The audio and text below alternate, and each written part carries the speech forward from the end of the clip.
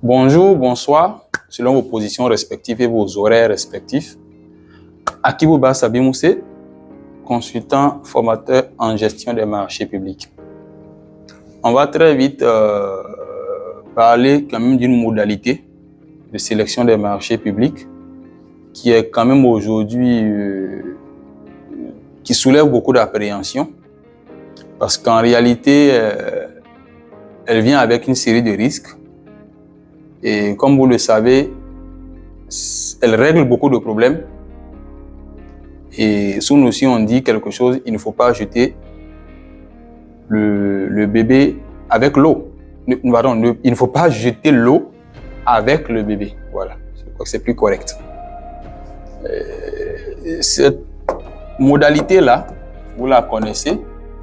Il s'agit du dialogue compétitif.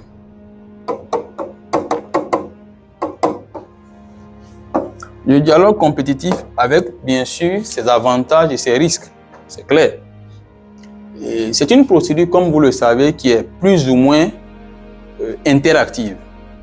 Interactive parce qu'elle vous oblige à discuter avec les différents proposants, différents soumissionnaires. Et l'avantage du dialogue compétitif, c'est qu'elle vous offre ce qu'on appelle une solution ou des solutions co-construites. Solutions co-construites, ce qui appelle automatiquement à quoi? À l'innovation. Ça vous permet d'avoir quand même de bénéficier de l'innovation et aussi de l'expertise, bien sûr du secteur privé.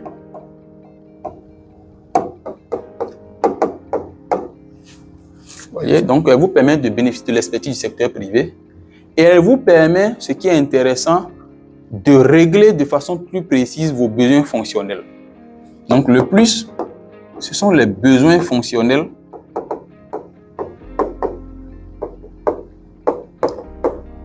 c'est-à-dire que les besoins fonctionnels sont axés autour d'une seule question.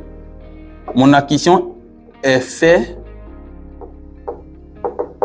pour. C'est fait pour quoi? C'est-à-dire l'utilisation que je vais en faire.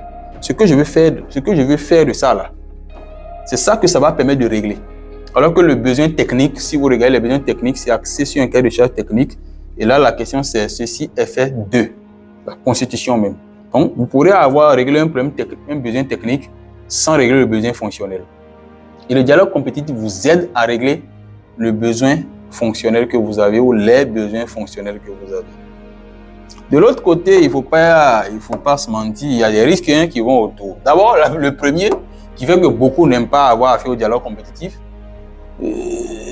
c'est que c'est une procédure longue. Elle est longue, fastidieuse. Et de l'autre côté, vous avez une procédure qui est interactive.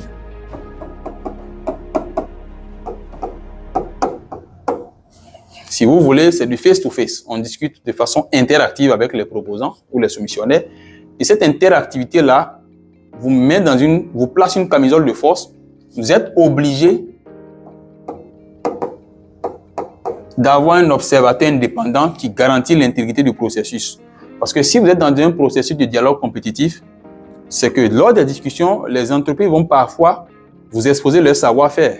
Donc vous avez en tant qu'acheteur public le devoir d'être dans une clause de confidentialité. Vous ne pourrez pas dévoiler le secret de fabrication, par exemple, d'un soumissionnaire A à un soumissionnaire B le lendemain ou quelques heures après. C'est une entorse. Ça va annuler le processus et vous allez faire face à des plaintes qui seront bien sûr recevables. Donc, obligé d'avoir ce qu'on appelle le garant de probité. On appelle ça les garants de probité. Ce n'est pas en tant que tel un risque, mais c'est une camisole de force qui va avec. Obligé d'avoir un garant de probité. Ici, de l'autre côté, c'est que le risque de commettre des entorses. Parce que quand vous discutez de façon verbale, certes, à la fin, il y a un document qui consacre tout ça. Il y a un PV, il y a autre. Mais il faut faire attention parce que de façon verbale, on commet plus d'erreurs que de façon formelle. Donc, le risque de commettre des entorses est plus élevé. Ça ne veut pas dire que ce risque, on ne peut pas l'atténuer. On peut bien sûr l'atténuer si vous avez bien préparé le processus. L'autre risque du dialogue compétitif qu'on peut avoir également, c'est que ça va provenir de la fusion de tous ces risques en réalité. C'est que c'est un processus qui est méconnu. Et si vous voulez, je dirais, excusez-moi, je préfère être plus prudent, très peu connu, donc très peu maîtrisé au même moment. Ce qui fait que même lorsque c'est la solution optimale en termes de modalité, on préfère l'éviter pour rester à des solutions plus ou moins formelles et classiques.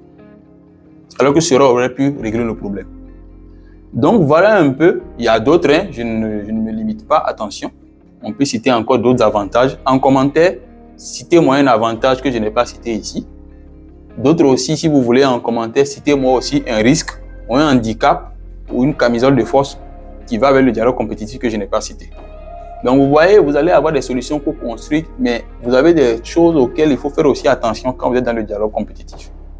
Et ce qui est intéressant, c'est que le dialogue compétitif, vous pourrez l'intégrer à une méthode de sélection des marchés. C'est ce qui est intéressant. Donc elle peut très vite rentrer dans n'importe quel moule lié à une modalité de passation des marchés à un moment donné, où bien sûr le caractère complexe et novateur est vraiment prépondérant. Voilà un peu ce que je peux partager avec vous. Merci beaucoup.